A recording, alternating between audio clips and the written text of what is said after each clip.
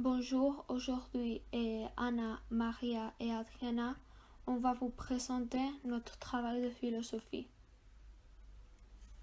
Depuis l'annonce de l'état d'alerte, le gouvernement met en place le confinement afin de garantir la diminution des agglomérations de personnes et par conséquent les infections.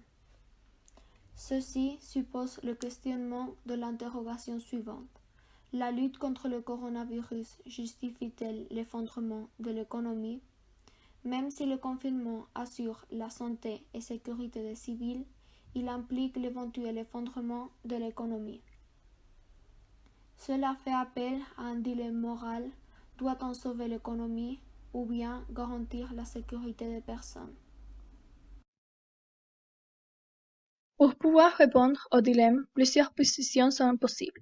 Premièrement, continuer le confinement, sachant qu'il existe la possibilité de l'effondrement de l'économie. Cette position veille sur la sécurité et santé de l'individu, afin qu'il exerce inconsciemment son rôle de garantir la stabilité économique.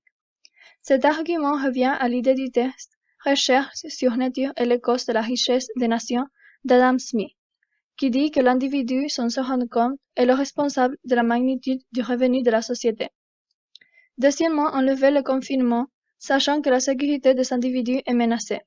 Cette position argumente que l'économie d'une société est marquée par l'industrie et qu'elle doit donc rester active.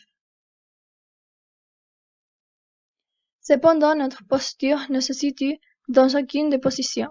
On pense en effet que la santé est aussi importante et fragile que l'économie. Se centrer uniquement sur l'un des deux entraînera la ruine du second.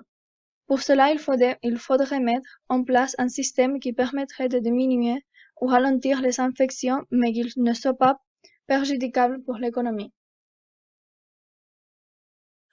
Ceci revient à l'idée de la théorie du juste milieu d'Aristote, qui dit que pour atteindre la vertu et par conséquent le bonheur, il faut trouver le juste milieu, pour ne pas tomber dans l'excès.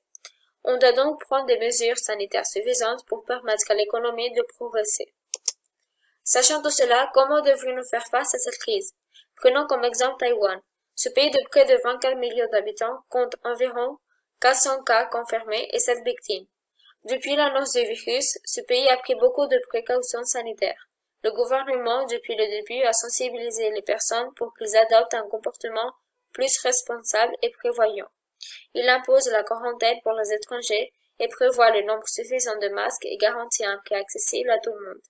C'est grâce à la rapidité ce qui a permis à Taïwan d'avoir si peu de cas et ne pas opter pour un système plus restrictif. En parallèle à ce pays, beaucoup d'autres, tels que le Brésil ou les États-Unis, n'ont pas pris soin sur les impacts que pourrait avoir ce virus. Est Taïwan la solution à ce dilemme? Et merci pour votre attention. J'espère que notre travail sur le dilemme moral a été intéressant. Merci.